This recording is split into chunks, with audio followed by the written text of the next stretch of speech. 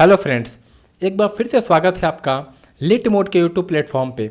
इस वीडियो में देखेंगे अगस्त 7 के इंपॉर्टेंट क्वेश्चंस। आपको बता दें कि हमारे सारे प्रीमियम कोर्सेज, चाहे वो आरबीआई के लिए हो, सेबी, नाबार्ड या फिर बैंक एग्जाम्स के लिए अवेलेबल है। आप डिस्क्रिप्शन बॉक्स में चेक कर सकते हैं या फिर डायरेक्टली हमें hi@lightmode.in पे मेल कर सकते हैं। आपको जो भी आपके जवाब हैं तत्पर दिए जाएंगे। क्वेश्चन नंबर 1, भारत के नए controller and auditor general of India कौन नियुक्त हुए हैं? दोस्तों, भारत के 14वें कंट्रोलर एंड ऑडिटर जनरल बने हैं जीसी मुर्मू। इससे पहले थे राजीव महर्षि, मतलब कि 13वें थे। जीसी मुर्मू बन गए हैं 14th सीएजी। दोस्तों, सीएजी जो होता है कंट्रोलर एंड ऑडिटर जनरल, यह भारत सरकार के जितने भी एक्सपेंसेस होते हैं उसको ऑडिट करता है। और यह पावर इसको कहाँ से मिलता है? तो वह मिलता है आर्टिकल 148 के से। यह संविधान में लिखा गया है कि there shall be a CAG who shall be appointed by the president. तो दो बातें, एक तो सीएनडीजी को जो अथॉरिटी मिलता है वह आर्टिकल 148 से मिलता है, और दूसरा यह जो अपॉइंटमेंट हुआ है जेसी मुर्मू का, गिरीश चंद्र मुर्मू का, यह किया है प्रेसिडेंट ने। तो प्रेसिडेंट ही इसे अपॉइंट करते हैं। आपको बता दें, जीसी मुर्मू यह वही व्यक्ति हैं जो जम्मू कश्मीर यूटी के पहले गवर्नर बने थे। ओके, तो इन्होंने हाल में कुछ बयान दिए, उसके बाद इनका तबादला हो गया और यह सीएजी के मीन्स कंट्रोलर ऑडिटर जनरल बन गए। तो नए कौन बने? तो नए JNK के गवर्नर बने हैं मनोज सिन्हा। यह नए गवर्नर है। तो यह भी एक काफ़ी इंपॉर्टेंट क्वेश्चन हो गया। मनोज सिन्हा, आपको याद होगा, यह भारत के रेल मंत्रालय को भी संभाल चुके हैं और डाक मंत्रालय को भी संभाल चुके हैं, इंडिया पोस्ट को। ओके, इंडिया पोस्ट की बात की तो आपको यही बताते चले कि भारत सरकार ने ही बोला है कि इंडिया पोस्ट पेमेंट बैंक या भारतीय डाक को क्या करेंगे, वो कि पीएसबी बनाने की कोशिश कर रहे हैं, पब्लिक सेक्टर बैंक। ओके, और आर.के. माथुर यह अभी लद्दाख के गवर्नर हैं। तो यह चार बातें आपको याद रखनी है।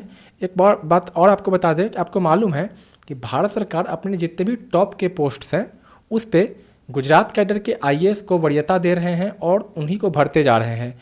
उसी क्रम में एक नाम और जुड़ गया, क्योंकि जीसी मुर्मू भी 1985 बैच के मीन्स गुजरात कैडर के ही IAS हैं। ओके, तो यह भी एक लूप होल है कि नरेंद्र मोदी, अमित शाह गुजरात के हैं और सारे टॉप मोस्ट से पर्सनैलिटीज है वो भी गुजरात कैडर के ही बनते जा रहे हैं।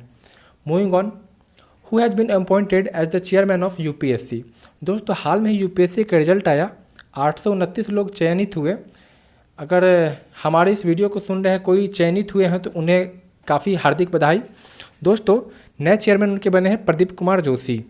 Okay, moving on, RBI has formed a 5-member committee to recommend parameters for loan restructuring. आपको उस कमेटी का नाम बताना है। दोस्तों, RBI अब मोरेटोरियम बढ़ाने की मूड में दिख नहीं रही है, तो वह ऐसा सोच रही है कि एक बार में ही लोन रिस्ट्रक्चरिंग किया जाए।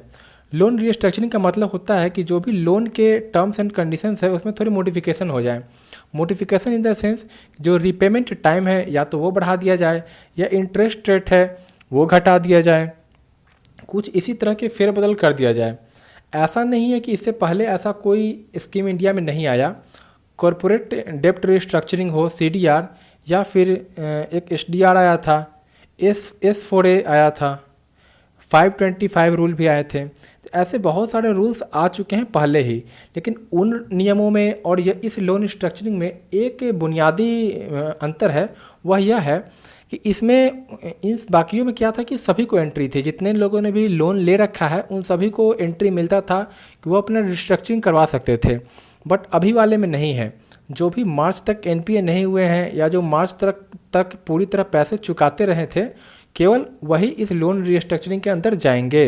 ओके, तो यह एक फंडामेंटल डिफरेंस था। तो इसके जो चेयरमैन बने हैं इस कमेटी के, वो है KV कामत। इसमें 5 लोग हैं, ये चारों भी इसी कमेटी के मेंबर हैं। सुनील मेहता आपको पता होगा, इंडियन बैंक एसोसिएशन IBA के चेयरमैन हैं। ओके, दिवाकर गुप्ता SBI के, औसिन परेख कनाडा के हैं। खैर, बढ़ते अगले प्रश्न पे। Who will conduct this years postpone edition of T20 world cup in 2022? दोस्तों, अब साफ हो गया है कि T20 वर्ल्ड कप कहाँ कहाँ होने हैं। काफ़ी कन्फ्यूजन बना था। तो आपको बता दें कि इस साल जो वर्ल्ड कप होना था उसको 2021 के लिए पोस्टपोन कर दिया गया है। तो हो यह गया अंततोगत्वा कि T20 2021 होगा भारत में। ओके, और 2022 होगा यह होगा ऑस्ट्रेलिया में। तो यह दोनों तो आपको याद रखना है। उसी तरह अगर ओडीआई वर्ल्ड कप की बात करें तो ओडीआई वीमेंस वर्ल्ड कप जो 2021 में होना था वह पोस्टपोन हो गया 2022 में, और वह होना है न्यूजीलैंड में। और वहीं मेंस वर्ल्ड कप की बात करें यह 2022 में होगा। ओके, और मेंस वर्ल्ड कप जो 2023 में होना है वह होगा इंडिया में। यह सारी बातें हैं दोस्तों, इसका आंसर हो जाएगा ऑस्ट्रेलिया। अभी जो आईपीएल है, आईपीएल को भी शिफ्ट कर दिया गया है, अब यह दुबई में होगा जो कि यूएई में है। क्रिकेट आईसीसी का जो सबसे पहले हेडक्वार्टर था वह लंदन इंग्लैंड में था, बट क्रिकेट की लोकप्रियता एशिया में देखते हुए आईसीसी का हेडक्वार्टर भी दुबई यूएई में कर दिया गया। तो वहीं अब आईपीएल होने हैं। बढ़ते अगले प्रश्न पे।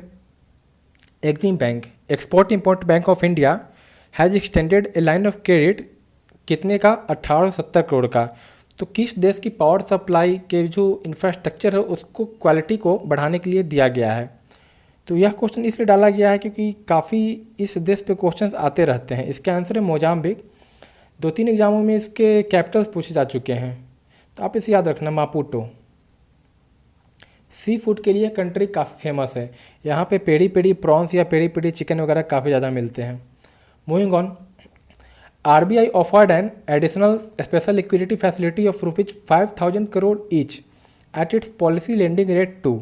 दोस्तों, आरबीआई अपने पॉलिसी लेंडिंग रेट पे ही 5-5 हज़ार करोड़ रुपए किसको देगा? यह लिक्विडिटी फैसिलिटी आखिर किसे मिलेगी?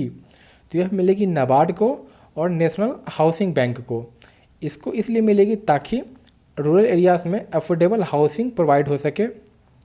ओके, और नाबार्ड जिसका कि फुल फॉर्म आपको पता ही है, national bank for agriculture and rural development, तो उनको मिलेगी ताकि किसानों के हाथ में पैसे जाते रहें। दोनों को 5-5 हज़ार करोड़ मिलेगी, तो टोटल हो जाएगा 10,000 करोड़ रुपए। अभी अभी मोदी सरकार एग्रीकल्चरल इंफ्रास्ट्रक्चर फंड में भी 1 ट्रिलियन मतलब कि 1 लाख करोड़ रुपए देने वाली है। यह 1 ट्रिलियन उसी 20 ट्रिलियन का है जो कि पहले घोषणा हुई थी। ओके, 20 लाख करोड़। आपको दोस्तों 20 लाख करोड़ से बता दूं कि भारत में कोरोना के केस भी 20 लाख हो चुके हैं। ओके, तो यह काफ़ी ट्रेंड भी कर रहा है कि मोदी सरकार ने 20 लाख करोड़ रुपए दिए। तो आप कमेंट बॉक्स में बता सकते हैं कि आपको उसमें से कितने रुपए आपके पास है। लेकिन यह बात तो सत्य हो गई है कि 20 लाख कोरोना भारत देश में हो चुकी है। भगवान करे जल्दी ही ट्रेंड नीचे जाए और जल्दी ही कोई वैक्सीन या मेडिसिन जल्दी आए। ओके, और ये सारे जो एनएचबी और नाबार्ड को पैसे मिलने वाले हैं पॉलिसी लेंडिंग रेट पे ही मिलेंगे। लेंडिंग रेट जो अभी चेंज नहीं किए गए थे, आपको बता दें क्या है। हाल में जो MPC committee monetary policy committee बनी उसमें लेंडिंग रेट सेम रखे गए। जो रेपो है उसको 4 पे रखा गया जो पहले ही था। रिवर्स रेपो 3.35 और सीआरआर कैश रिजर्व रेशियो जो पहले 4 से घटा के 3 किया गया था, तो ये उसी पे है। ओके, बैंकें लेंड नहीं कर रही है, जो ही पैसे उनको मिलती है वापस घुमाकर आरबीआई को दे देते हैं, ताकि उनको लगता है कि पैसे तो कम से कम सिक्योर रहेगा। इसलिए आरबीआई ने रिजर्व रेपो काफ़ी घटाते घटाते इतने पे तो ले गए, बट बैंकें मान नहीं रही है। ओके, और बैंक अपना स्टांस एकोमोडेटिव रखा है क्योंकि उनको पता है एक तो इन्फ्लेशन बढ़ गया है, ऊपर से अगर सीआरआर और घटाते हैं तो लिक्विडिटी और ज़्यादा बढ़ जाएगी। तो इन सब कारणों को देखते हुए उन्होंने पॉलिसी रेट में चेंज नहीं किया है, और इन्फ्लेशन इन सभी के इंटरवाइंड या इंटरफेस को देखते हुए तो स्टांस एकोमोडेटिव है और सारे रेट्स ये हैं। Moving on. Who flagged off the country's first Kisan rail train from Deolali Nashik to Danapur in Bihar. तो दोस्तों यह किसान रेल, पहला किसान रेल यह चला नासिक से बिहार के लिए। आप ऐसे याद रखना, नासिक में बेसिकली मंडी है, नासिक मंडी। तो जाहिर सी बात है किसान रेल कहीं मंडी वगैरह को ही जाएगी, और दानापुर मीन्स दाना पानी, आप ऐसे याद रख सकते हो, बिहार से। तो यह चालू किया भारत के जो एग्रीकल्चर मिनिस्टर है एनएस तोमर, नरेंद्र सिंह तोमर, जो मध्य प्रदेश के मुरैना से एमपी है। NS Tomar means rural development minister होने के साथ भारत के पंचायती राज मिनिस्ट्री भी है, मतलब रूरल हो गया या पंचायत हो गया, जो भी इस टाइप की मिनिस्ट्री है इनके अंदर ही आती है। Okay, moving on to the next question. RBI ने हाल में ही एलटीवी जिसको बोलते हैं लोन टू वैल्यू रेशियो, उसको बढ़ाया है गोल्ड और ज्वेलरी के लिए। पहले 75% था, अब यह कितना हो गया? अब यह हो गया है 90%। मतलब कि अभी बाज़ार में जो गोल्ड की कीमत है 10 ग्राम के लिए वो है 55,000। ओके, तो मान सकते इसका अगर आप इतने के गोल्ड देते हैं तो आपको उसके 90% का पैसा लोन के रूप में मिल जाएगा। बट सारे बैंक इस तरह पैसा घुमाने के इच्छुक नहीं है और कॉशियस है, क्योंकि उनको लगता है कि अगर गोल्ड के प्राइसेस फिर नीचे चले जाते हैं तो फिर काफ़ी प्रॉब्लमेटिक हो जाएगा situation. Moving on, national handloom day कब मनाया गया? हैंडलूम डे मनाया गया अगस्त 7 को। मिनिस्ट्री ऑफ टेक्सटाइल्स के अंडर आता है और जिसके कि मिनिस्टर हैं स्मृति जुबिन ईरानी। आपको इसमें से बताना है कि क्या कोई रॉन्ग स्टेटमेंट है या नहीं। India has extended line of credit worth 18 million to Maldives. सही है दोस्तों। अभी आपने देखा कि मोजाम्बिक को भी line of credit Exim bank ने दिया है और यहाँ आप देख रहे हैं मालदीव्स को। दोस्तों आपको बता दें कि मॉरिशस में ऑयल स्पिल हो गया है, जैसा भी कुछ दिनों पहले रसिया में हुआ था कि तेल जो थे वो नदी में आ गए थे पूरे, जिसके कारण बहुत तरह के क्लाइमेट प्रॉब्लम से लेके काफ़ी तरह के प्रॉब्लम क्रिएट हो जाते हैं। अगर कोई उसमें आग लगा दे तो आग भी लग जाती है। तो ऐसा मॉरिशस में हो गया है और मॉरिशस में पूरी तरह से इमरजेंसी लगा दिया गया है। आप इसके वीडियोज़ यूट्यूब पे जाकर देख सकते हैं। दूसरा स्टेटमेंट है कि बीसीसीआई ने आईपीएल के जो स्पॉन्सरशिप डील थी वीवो के साथ उसको कैंसिल कर दिया। यह भी सही है। वीवो एक चाइनीज़ मोबाइल कंपनी है, इसलिए इसे ऐप बैन कर दिया गया। अगर चाइनीज़ ऐप की बात करें तो टिकटॉक जो कि बाईडांस की है और वी चैट जो कि टेंसेंट की है। डोनाल्ड ट्रंप ने बोला है कि इन दोनों को बैन कर दिया जाएगा अगले कुछ दिनों में। उससे पहले इसे कोई अमेरिकी कंपनी खरीद ले। तो यह बेसिकली तरीका होता है कि किसी कंपनी को डराया जाए और दूसरे तरीके से बोला जाए कि हम इसे खरीद भी लें। ओके, तो माइक्रोसॉफ्ट जो कि अब तक माइक्रोसॉफ्ट की जितनी ही बिजनेस है वो बेसिकली B2B होता है बिजनेस के लिए, कंज्यूमर के लिए उनकी कोई खास नहीं है। तो अब वो चाहते हैं कि टिकटॉक को एक्वायर कर लें। ओके, तो यह भी सही है। RBI to setup innovation fund for financial inclusion and efficient banking. तो RBI यह इनोवेशन फंड बनाने जा रही है, यह भी सही है। और स्टार्टअप को भी प्रायोरिटी सेक्टर लैंडिंग में रखा जाएगा, तो यह भी सही है। यह काफ़ी अच्छी खबर है। इसके दो पहलू देखे जा सकते हैं। पहला तो यह कि भारत सरकार चाहती है कि स्टार्टअप फ्लरिश करे ताकि देश सुधरे, और दूसरा यह कहा जा सकता है काउंटर मीन्स विरोधाभास में कि स्टार्टअप इतने प्रॉब्लम फेस कर रहे हैं इस कोरोना वायरस में कि उनके पास पैसे नहीं है और उनके भी जितने भी रेवेन्यू प्रॉफिट और सब नेगेटिव में जा चुके हैं। तो उनको सपोर्ट करने के लिए भी उनको PSL में डाला गया है। तो दोनों दो काउंटर आर्गूमेंट है। खैर जो भी हो, एग्ज़ाम पर्सपेक्टिव से यह स्टेटमेंट भी सही है। दोस्तों आज के लिए इतना ही। जल्द ही मिलेंगे आपके साथ अगले वीडियो में। तब तक के लिए बाय बाय।